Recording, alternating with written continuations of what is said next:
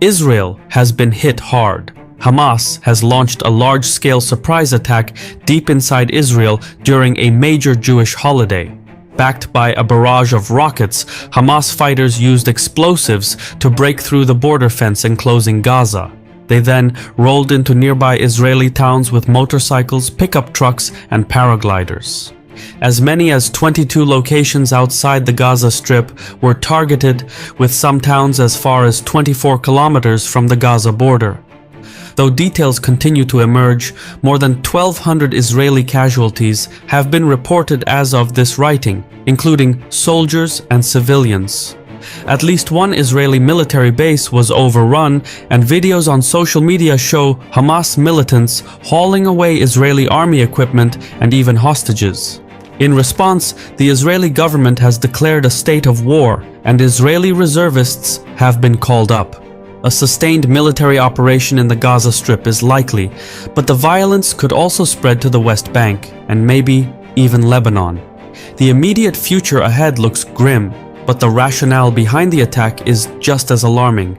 It has to do with peace deals, arms deals, nuclear deals, and most of all, it has to do with Iran and Saudi Arabia. But if you think the big players are dangerous, wait until you see what the small ones are capable of.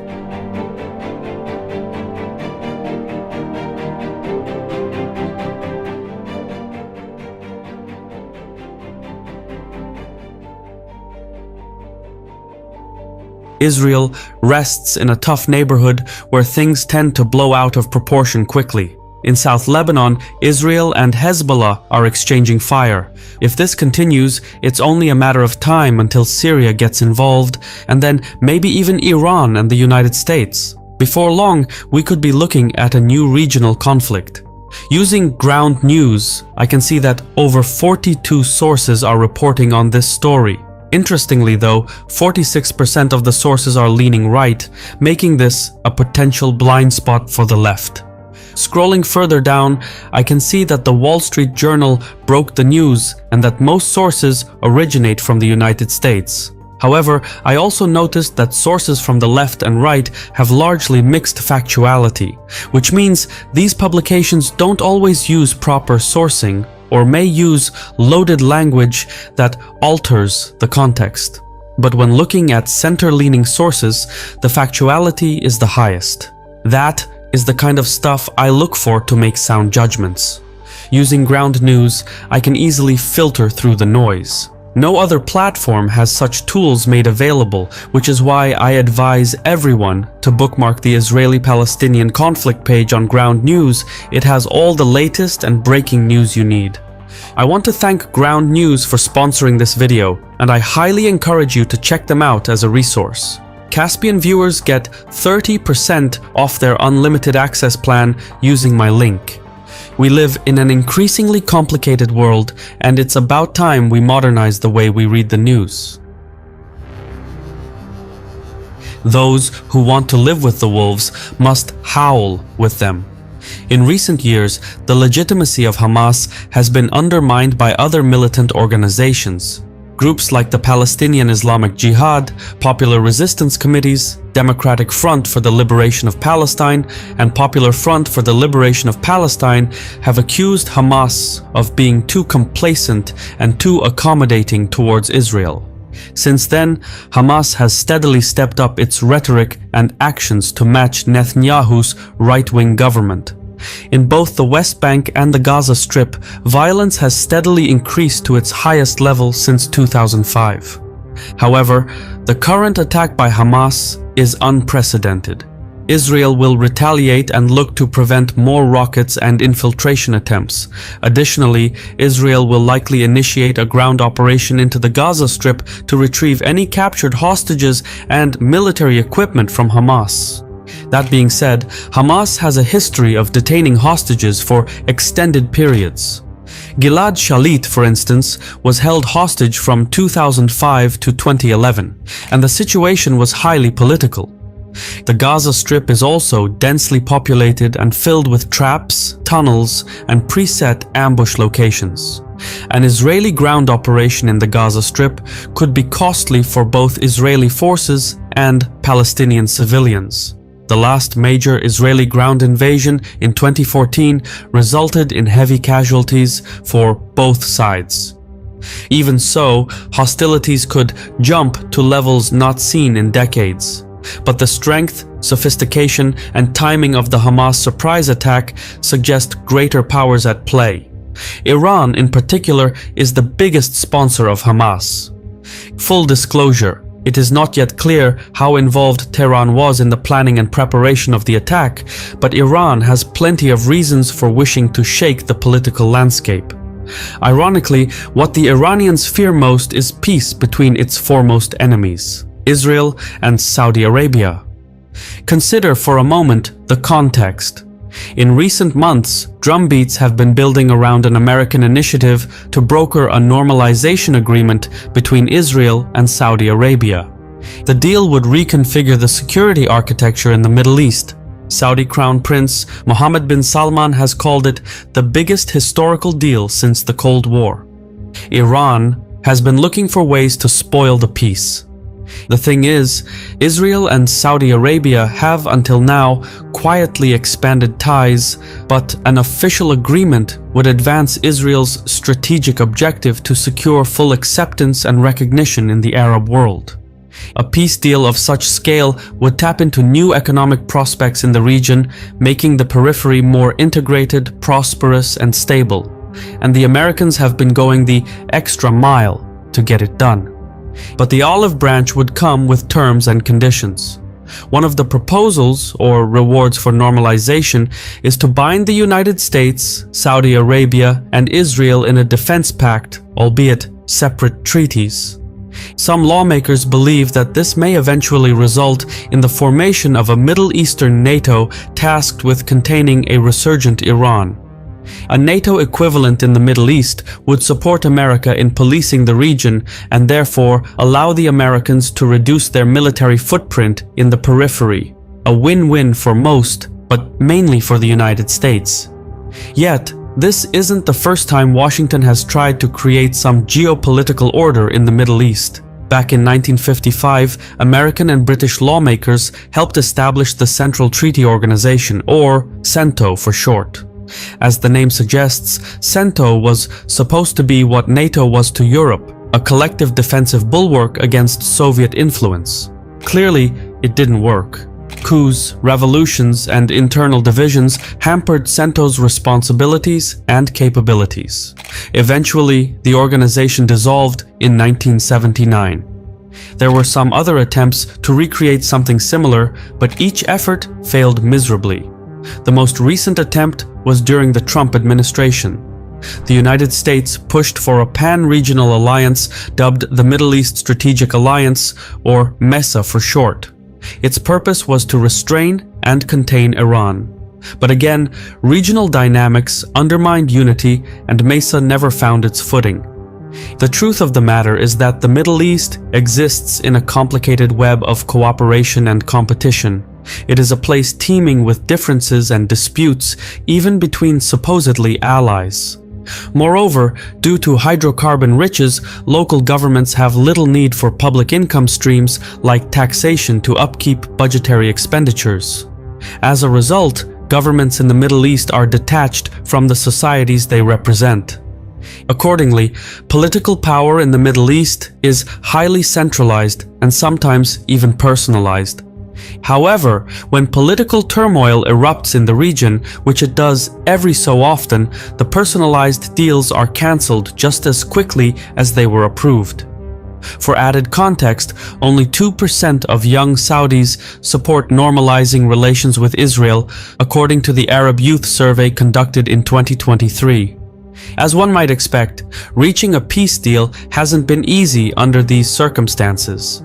Political needs shift as rapidly as the wind changes direction. The enemies of today could be the friends of tomorrow. Even so, to reach a deal, Washington has had to filter through the overlapping strategic interests that bring Saudi Arabia and Israel together. Iran sits at the heart of this calculus. Both the Israelis and Saudis feel existentially threatened by it.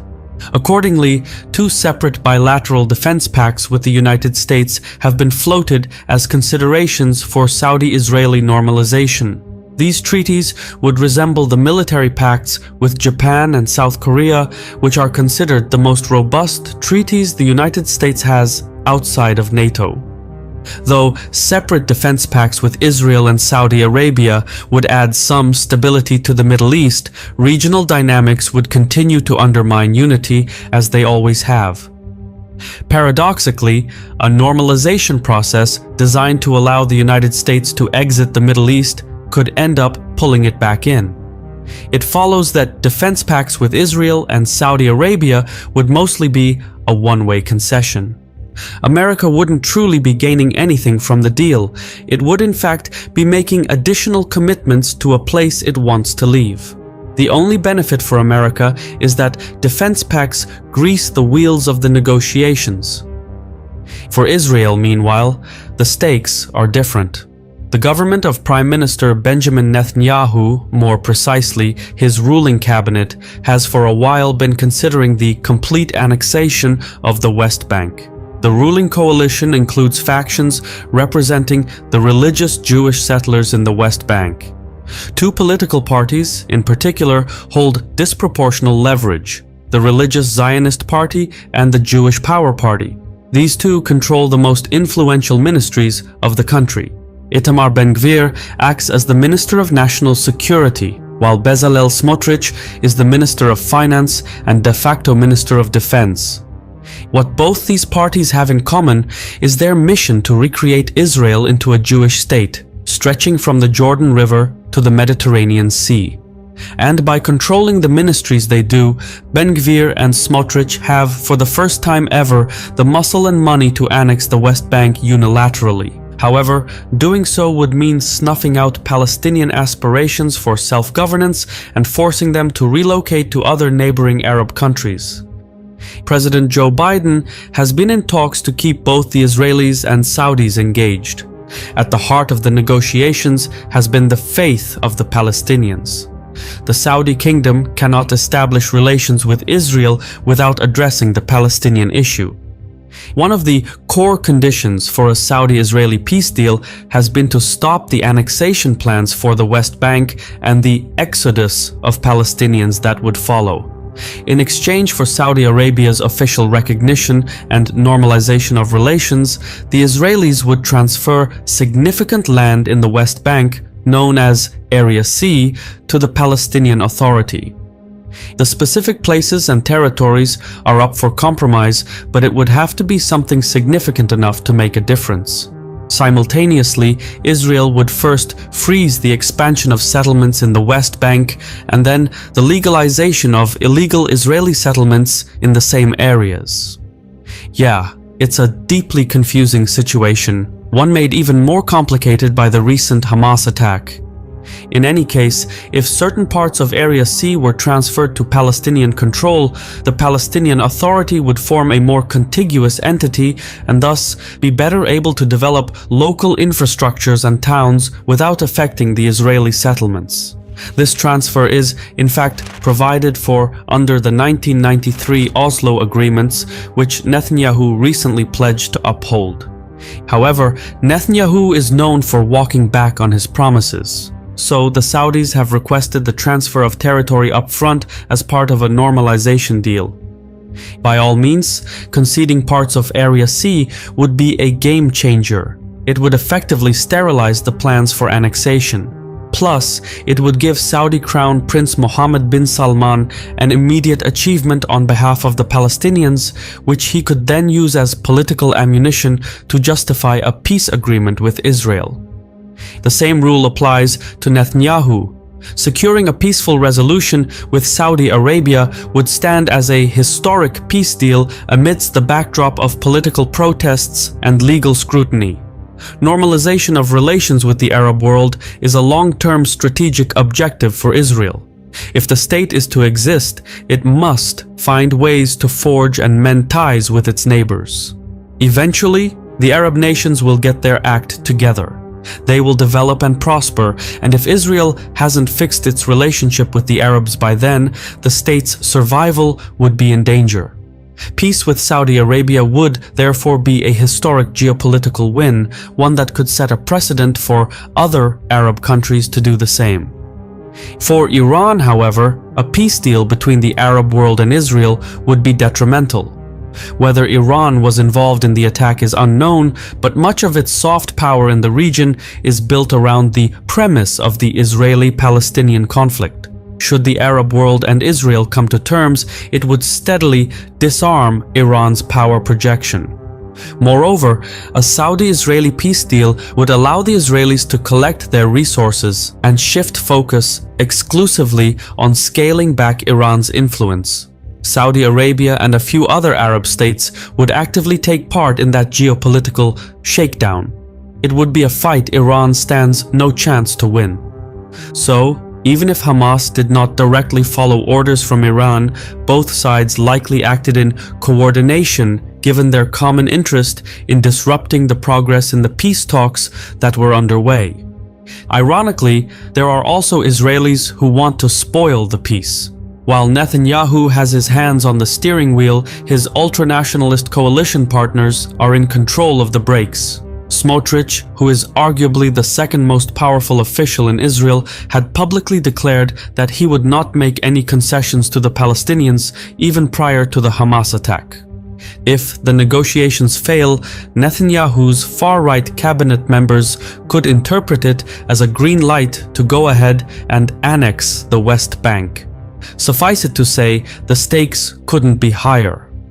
Some 3 million Palestinians call the West Bank their home. If the worst comes to pass and the war in Gaza expands to the West Bank, or if the Israeli far-right cabinet opts to evict the Palestinians altogether, most civilians would travel to neighboring Jordan since it is closest and already home to a substantial Palestinian community. However, Jordan has for years hosted hundreds of thousands of refugees fleeing regional conflicts, including Syrians and Palestinians. The Hashemite Kingdom hosts the second largest number of refugees per capita worldwide. Over 715,000 individuals are registered as refugees in Jordan. That's nearly 7% of the country's total population. Jordan does not have the capacity to organize and host another 3 million refugees. It would simply break the country. So, a Palestinian exodus would trigger international outcry, and more importantly, it would trigger regional instability and catastrophe, all by the northern border of Saudi Arabia.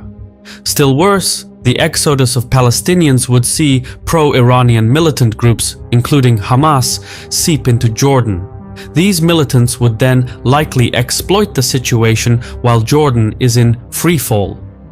All this chaos would benefit Saudi Arabia's primary rival, Iran. Mohammed bin Salman can't have that.